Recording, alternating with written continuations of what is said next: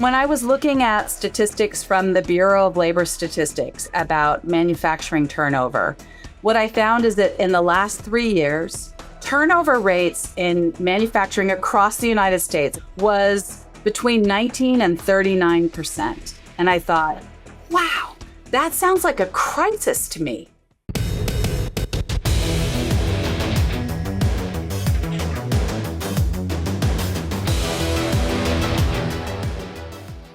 Hi, Melanie. Welcome to the Manufacturing Report podcast. I'm so glad to be here, Scott. Excellent. Well, likewise, I am so thrilled to be talking to you because I know that you are the CEO of Torani, which is a brand that I think most Americans know, whether they realize it or not. And that's the big tease. And now you will tell us why most Americans know what Torani is. Well, we work hard at that. It has taken us a long time to get to the point that we've become a fixture in a lot of cafés or places that people enjoy their beverages across the US and in other parts of the world. So we make Torani syrups and flavors. So if you've had a flavored latte, that is something that we invented and popularized. So you might have tried us that way, or in an Italian soda, or maybe even in a dirty soda or with an energy drink. There are so many ways people flavor. Yeah, and I have to say personally, I've seen the bottles for years in a lot of different places, and just kind of take it for granted, I guess. But since I knew I was going to be speaking with you, I really, like, every place I go, I see them. So whether it's vanilla syrup or cherry or something like that, they're ubiquitous. And One of those things, like if you get a new car and you think, oh, I haven't seen this as much before, suddenly you see it everywhere. It's like that. Once you know Torani, you'll start to see it. Yeah, absolutely. Yeah. And so I wanted to just ask you a bit about your background leading up to Torani and kind of the perspective you bring into it, and then we can talk a bit about the company and the work that you're doing. Great. Well, I've been with Torani for 34 years, a really long time. And Torani is celebrating our 100th anniversary this year. So we have a really long history. What I get excited about is that just like a lot of American companies with roots, there was a way we could revitalize and get the business launched on a new trajectory 34 years ago. And I was the first non-family member to come in and lead Torani. And what I loved about the company is that the family was just wonderful and very community-minded. And we were based in the most economically disadvantaged neighborhood in San Francisco, the Bayview Hunters Point neighborhood.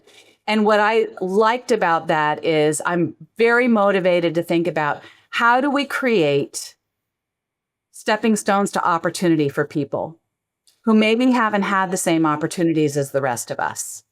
And we need good jobs in neighborhoods all around the US, all around the world. And I loved that we were in a neighborhood that needed that most. And when I talked with the family members, they were into that too. So I joined the company and we shifted the gears of the company to focus on what we created, the flavored latte, and then worked towards cafes, went to market with coffee roasters as distributors, and took off like crazy. Yeah. Yeah. So I'm super curious, just taking a step back, because there wasn't always a world, maybe there was in Europe, but there wasn't always a world with these cafe or drink shops around.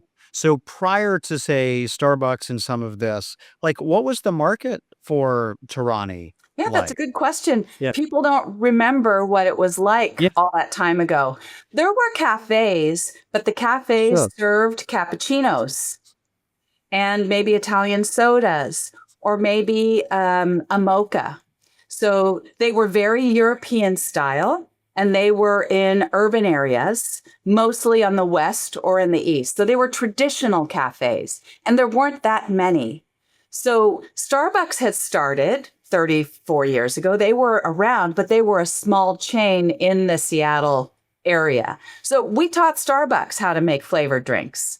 Ooh. And we taught others. And what we did was make coffee drinks fun and delicious and customizable so that people could have what they liked. And we got that started by being with roasters and being with cafés or push carts and standing behind with them, getting samples, letting people try something new. And then it really ignited. So we created a whole new category that made cafes delicious, and then it boomed. Now, of course, Starbucks grew like crazy. We no longer work with Starbucks. Many years ago, they decided to take a different route and do their own private label.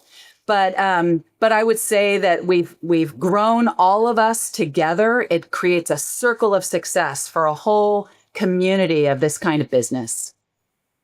Yeah, absolutely right. And I know that, the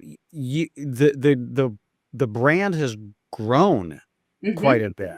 I mean, this is what's astounding to me is that I understand you have like 600 million in revenues, that there's an upward trajectory, that you're expanding. So talk to us a bit about how you've approached that and what the market opportunity is that you're grasping Yeah.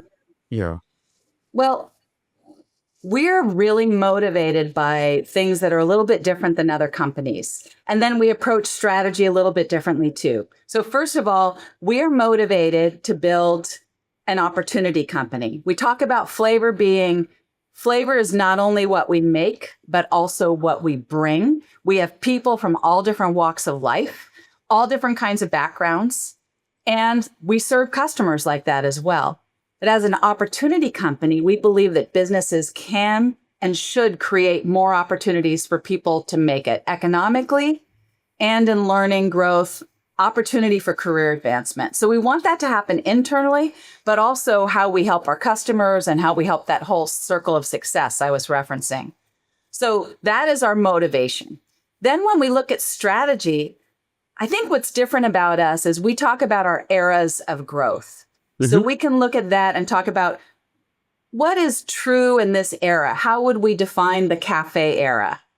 What are our products? What is our focus? What's the community that we're serving? And we can tell stories about it that relate to everybody in our company so that we can understand that. Then when we shift eras, which is a different way of talking about a business model that's just more approachable, we can talk with everybody in the company about that too. So we shifted from the cafe era into the consumer era, and that launched a whole new growth path for us because we said two things in the consumer era. One, we want to go home to people's kitchens and be an arm's length of flavor. And two, we can turn that consumer information that we're gathering into trends and information to share with our cafe customers so they can continue to be successful. Yeah, and it does seem like in general, we're in an era where I think a lot of consumers like the idea of, the mass customization, the Yes. ability to have access to all that. So I'm curious, like right now as it stands, what is your mix of like business to business and direct to consumer sales? It's about half and half.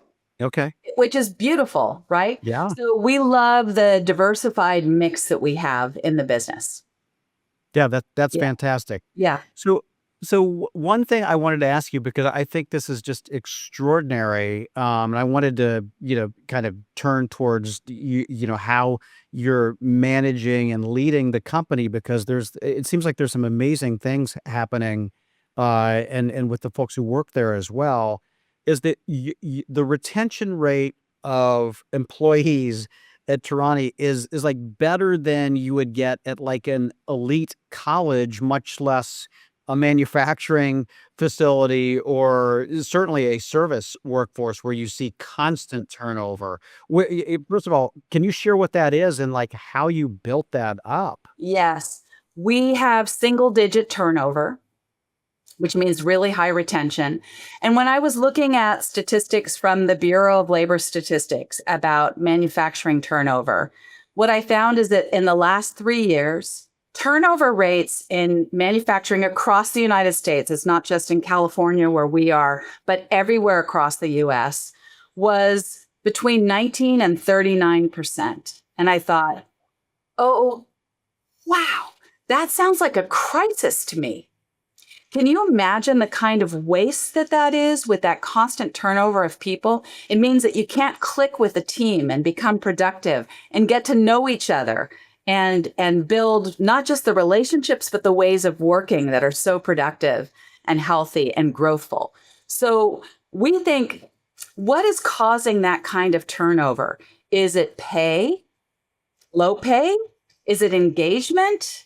How is success shared? So we think rather than put resources into that constant turnover, which means not only are people going through the organization, but the leaders. Imagine a frontline leader having to constantly bring in people and retrain them. That means they can't be working on and developing the team and the way the team connects, right? So there's just a huge waste in that. So why not put the resources in better pay, shared success, more engagement, more development? So that's our philosophy, is creating stepping stones of opportunity, creating a lot of different ways for people to grow skills, earn more, and contribute more, and share in the success. Yeah. Yeah. And one of the ways that I saw that you do that and are able to attract talent as well, which is an issue for a lot of folks, and there's some obstacles to that, is that I think that the stat was something like 12% of your workforce is related to someone who's working at Torani already. So that word of mouth and network must be pretty extraordinary.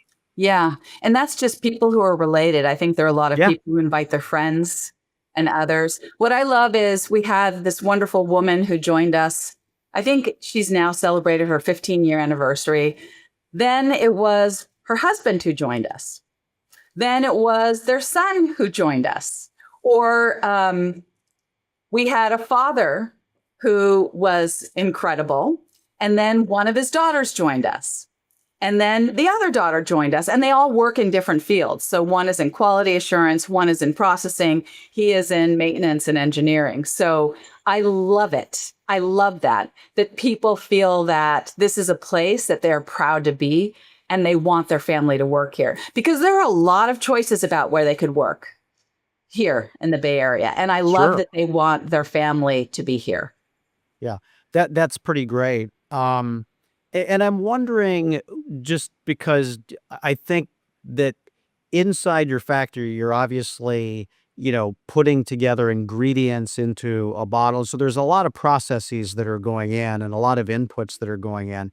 But I'm curious in terms of like an entry level production position, like what that looks like, and what is that individual doing at Torani? Well, when somebody starts with the company, they're first of all, everybody goes through a process of being interviewed.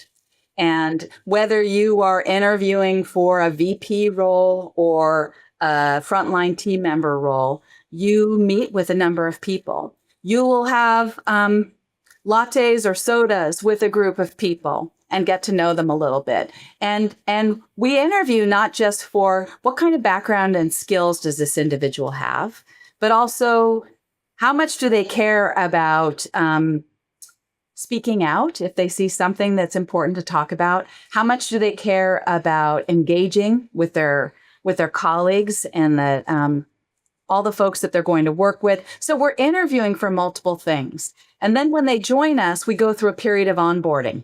So they're going to start working on the line on particular positions and roles. Their day will be learning the technologies on the production line, meeting the team members, assessing their work together, looking at how they're going to work on the output, what the schedule is for the day, how they're going to team up on that, and then evaluating at the end of the day, and then doing a handoff to the next team. And as their career advances, we look at, well, they've been here for 6 months. They learn a lot of things in those first 6 months. and they get an increase in pay after 6 months. Same thing, the next 6 months, they learn a lot more. They get another increase in pay. And then they're having conversations with the lead for their team about how they want to learn, grow, and develop. So there's a whole menu of options for that for them. Like, do they want to learn forklift skills? Do they want to move into quality processes? Do they want to learn some other technical centers? So they have options, and there are increases in pay associated with all those. So it's a belief system that individuals should have agency. They should have choice over the way they grow and learn and develop. And then it's a conversation that they have with the manager or coach to help them exercise those interests and look at how they develop the skills that they're interested in so that they have a career in front of them with choices. Absolutely. And I really appreciate how you frame that. And it seems to be one of the benefits, and I wanted to just ask you kind of like about corporate structures, that you're what's called a B Corp. And some people listening to this will know what that is, but there's a lot of people who won't be sure about what a B Corporation is. But what does it mean for Torani to be a V Corp? We are a certified B Corporation, which means that we go through a rigorous process to evaluate our commitment to operating in a way that is better for people and better for the planet. Mm-hmm. In essence, it's a commitment that we have. And we realized that we'd always worked that way. And when we thought about, should we become a B Corporation or not, we thought, why shouldn't we? Let's just look at what it takes. And we realized we're already operating this way. So let's join the community of B Corporations who are really thinking about business as a force for good, so that we can be part of that community and look at how we support each other in developing our businesses. And what we found is we really like being a part of that community. We have found a lot of like-minded businesses. What we found, though, is that there's not as much conversation about the people side of things. There is a lot about sustainability when it comes to product and planet and things like that. And that is terrific. We want to participate in that also. We want to bring more to the conversation about how do we think about opportunities for people, especially since there are things like technological advances, AI, and other things that are going to really disrupt jobs. That's already been disruptive in the manufacturing sector for decades, right? We know this. We know it's been disruptive for decades. So we're out to figure out, how do we create opportunities in these new environments? How do we embrace technologies and elevate the work rather than eliminate jobs? How do we elevate jobs? So we're really committed to that. And one factor in that is that in our 100-year history, we've never had a layoff. Yeah, so it's amazing. That's something we're proud of and committed to, because we think when you hit hard times is when you need to come together. So we try to grow the company in a way that protects that and protects the security of team members, who then in turn are there for us when we need them.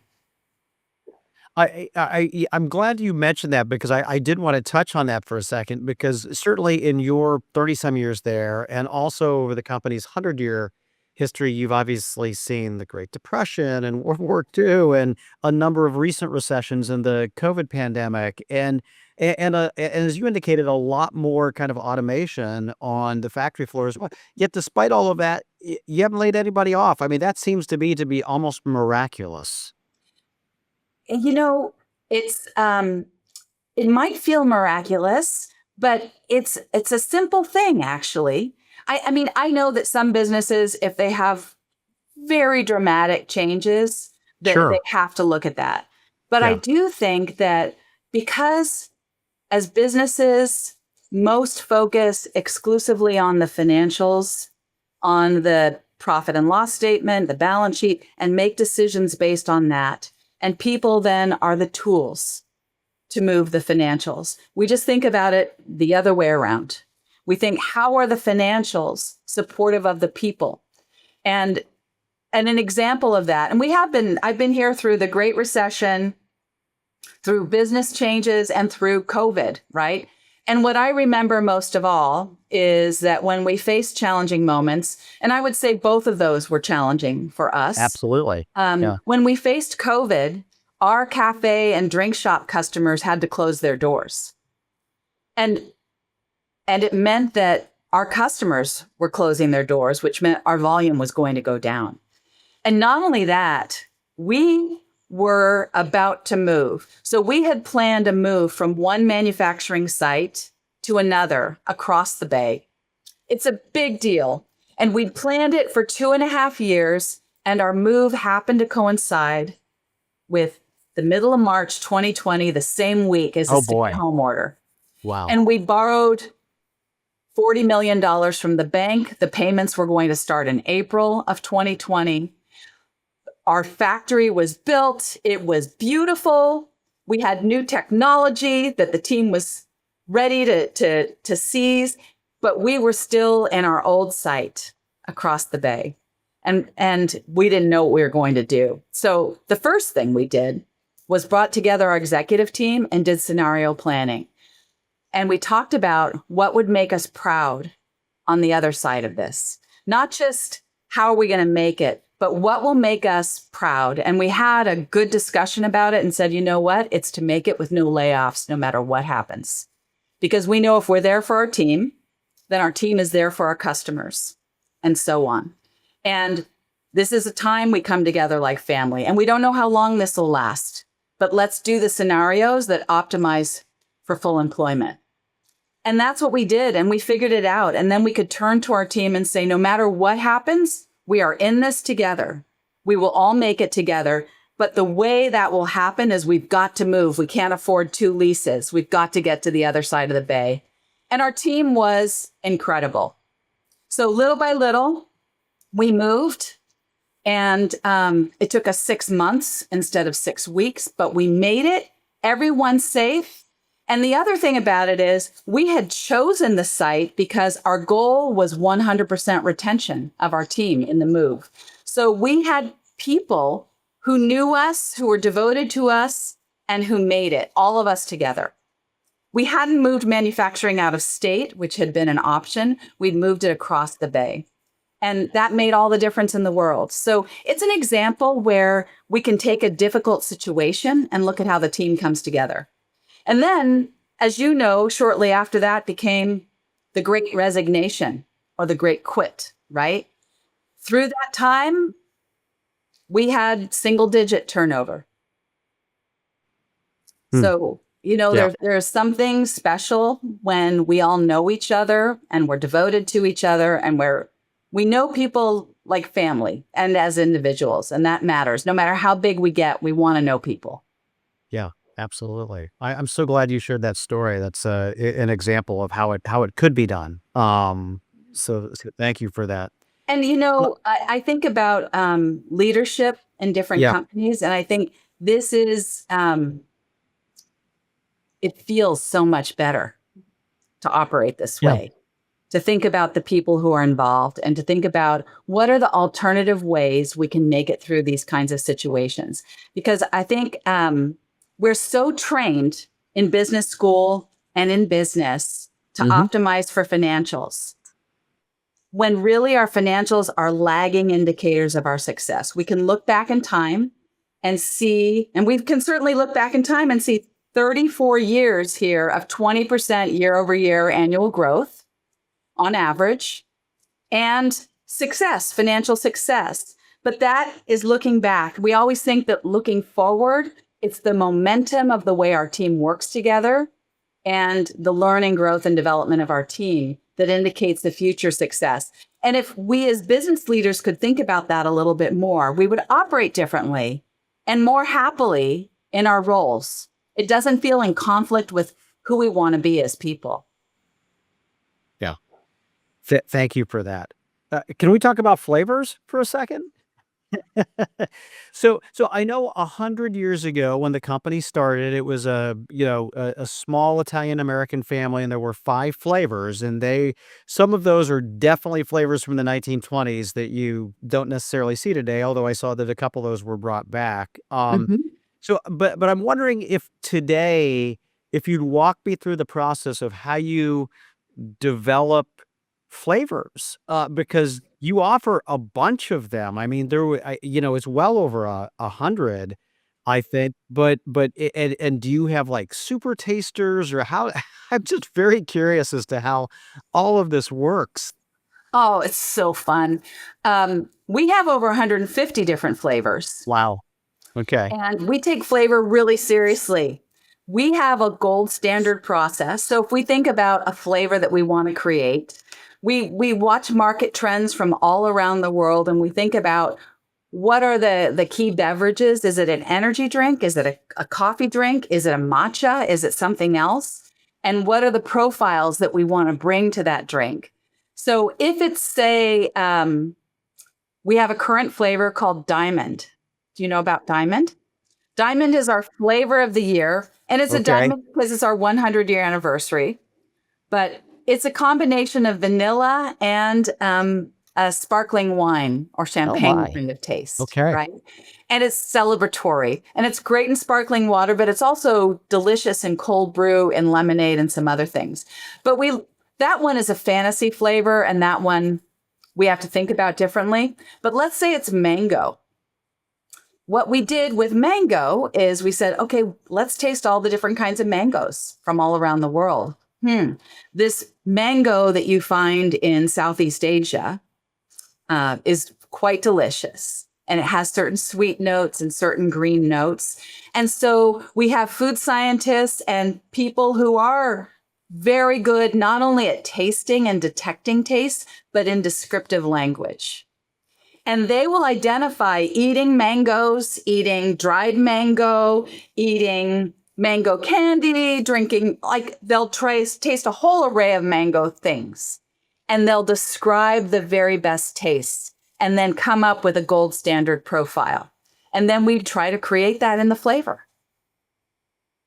So that's the process for it. And then we make it. So we will bring in flavors from all around the world. We'll combine it with pure cane sugar and other ingredients. And then it has to sing in the applications, like Yeah. whether it's a soda or coffee or other. We want that flavor to sing. And we have so much fun with it. And then we get to play with it here. You find everybody has their favorites. Yeah, I'm sure. I'm sure if you asked 500 different people, you'd get a top 3 or 4 flavor list that's different in almost every Yeah, there case. are people who have their Spotify lists, and then there are people who have their flavor lists. Indeed, it sounds like like a part science, part food science, part artistry, and chemistry, and then also part of a treasure hunt. Like, how can you track down these ingredients to make it authentic, Yeah, as well? yeah. What a fascinating process. It's great. And Yeah, then we all get to enjoy it. And one of the things now in our society is this is a sensory experience. yeah, And we need reasons to come together and enjoy each other's company. And sensory experiences are a way to help that out. So we like being part of where people gather and experiment and play and customize their own things and share. So we know when people discover flavor, they share it and they play with it. So it makes it fun and enjoyable, and people can do it to their own taste. yeah, absolutely. So one thing that I wanted to ask you, because it's clear that as you're expanding flavors, you have 150 of them. I know that you have some that are the traditional syrup, some that have 0 calories, some that are, have alternate sweeteners, and some that are, very, very natural. So there's like this whole mix that again goes to that kind of mass customization. But as you've been growing the market, you indicated the growth is huge. It sounds like the opportunities for employees have been growing as well, and that you're helping them not only with wages, but also with like wealth accumulation, being able to save for retirement. Can you talk about how that works in a B corporation and what Torani's philosophy is in working with your employees on that? Yes. We believe in looking at not just income, but also wealth and how we share the success of the company with our team so that we can all grow and advance together. And that takes the shape of three primary things. One is, first of all, everybody in the company gets a bonus based on top line revenue growth and bottom line profitability. Everyone. And we track that together. We track it throughout the year and every quarter. Our team learns about our customers, learns about our business, and understands the financial mechanisms that indicate health. So there's some financial literacy going on there that's really important. And when we have a busy month or we have customers in need, our team works really hard. And we all get bonus based on that. So we implemented that a long time ago. We also have profit sharing. And that's an important component too. So a lot of companies have 401k and profit sharing. I think profit sharing is really important. Everybody gets at least 5% of their pay in profit sharing. And what I also like about that is that as that begins to accumulate, a team member can borrow against that. Maybe they're buying a car or something else that's important to them. They can borrow and then repay their own profit sharing account. And they make investment choices in that too. So we have a whole array of choices that builds financial literacy, right? This starts to affect not just that individual, but their family and the trajectory of their family. It can create generational change. The third component that I'm super excited about is that we implemented a team member stock ownership plan or an ESOP, an employee stock ownership plan. So that what that means is that everybody who joins Torani after they've been here a year is automatically enrolled in our profit sharing plan and in our ESOP. And in that, people are getting, it has been more than 5% a year in their pay added to their ESOP ownership. And that way, as we build the company and grow it, we share in the creation of that value. So it has amounted to quite a lot. Like 2 years ago, the value increased by 80%. So what people saw is, hey, the shares that I have grew by that amount. Plus, I got a new tranche this year. And then we see the value that we create together, and it gets people really engaged in the business. So what I love is when we share that and we have team meetings across the company to share how we've done and where it's going. I love when our CFO is sharing the financials in a really approachable way. When a forklift driver comes over and talks about how that was done and how that functions, how it works. I know we've made it when people from all walks, all educational backgrounds, every kind of role in the company are excited, ask questions, and get engaged with that. I love it. So I think it's important not only to have income, but also share the success and the wealth creation, because that is what's creating a big divide also in America. There's income inequality, but there's also wealth inequality. And the greatest wealth that we create is in our businesses. So I would love for more businesses to be able to share that wealth. Here's to that. And that gets me to, I guess, a little bit of a broader question and something that I think that you care deeply about as well. And that's like the future of manufacturing in this country, because particularly in the Bay Area, and you know this, you've lived there for a long time, and I'm very familiar with it. The orientation is very much about startups and tech and what have you, and not so much about making things. I think maybe that's changing a little bit, or there's at least room for both now. But from your perspective and having been in this business for a long time now, do you think the perception, the interest in manufacturing has rebounded? Because I know it took a hit for a long period of time, but where do you think things stand today, Melanie? I think it is rebounding. I think there's interest. And I think what I find here is that people talk about it as being makers rather than manufacturers. That there's a shift in language even. Like San Leandro, where we're based, is a city of makers.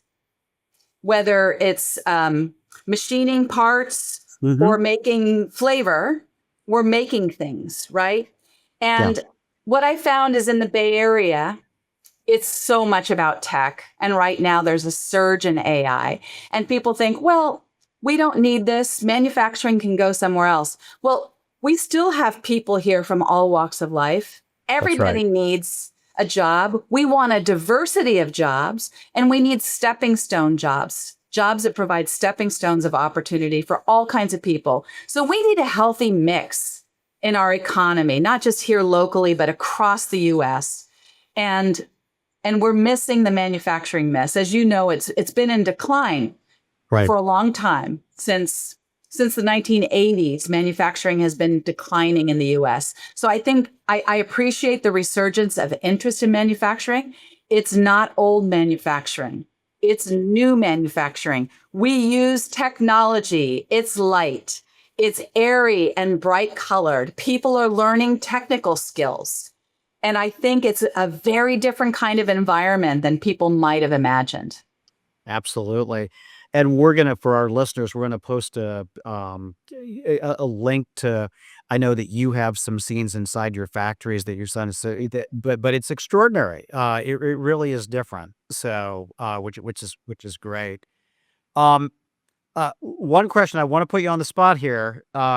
If you were stranded on a desert island for an extended period of time, and you could only take 3 or 4 bottles of Torani flavors with you, which ones would you take?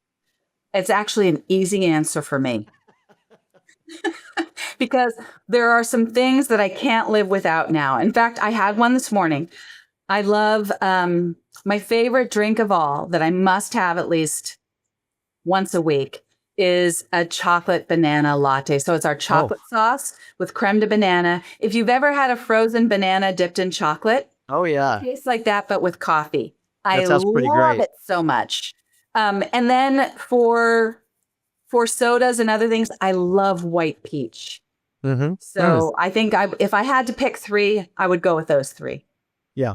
That sounds like you get the coffee, you get the very refreshing sounds. It sounds like soda as well, which is fantastic. Yeah. Right. And it's just, I mean, there are more that I would like to take, but I'll take those 3 for sure. If I could throw in some watermelon and some cherry lime, I'll take those also. Yeah. Yeah. So one last question for you, Melanie, because I know that I mean, this company has a deep heritage and, deep roots in the Bay Area. And the founders, it seems like we're probably pretty humble and we're entrepreneurial and wanted to start up a business. What do you think they would say if they were around today about what Torani has become in the 21st century?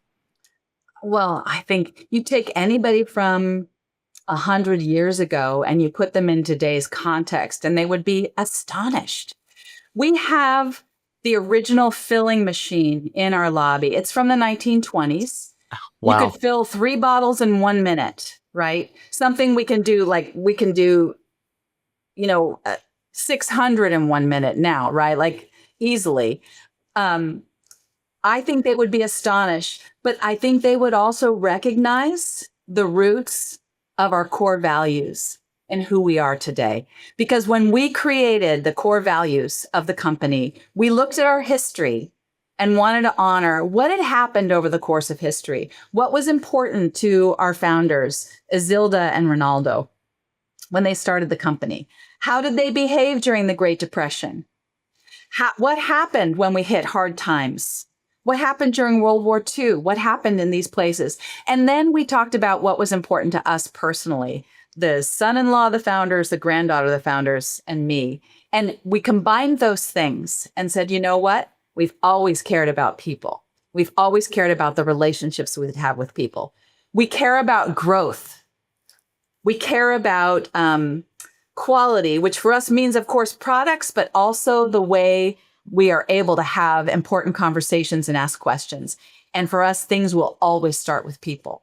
So I think they would recognize that and be astonished, absolutely astonished at the size that we are, the way we work, and the way, technology is so different today than then. Yeah. Thank you so much for sharing that. Melanie, thank you so much for sharing the story of Torani and your employees and what you're bringing to consumers all over the world. Very much appreciate your time today for joining us on the Manufacturing Report podcast. I love being here. I'm excited that we're making things together.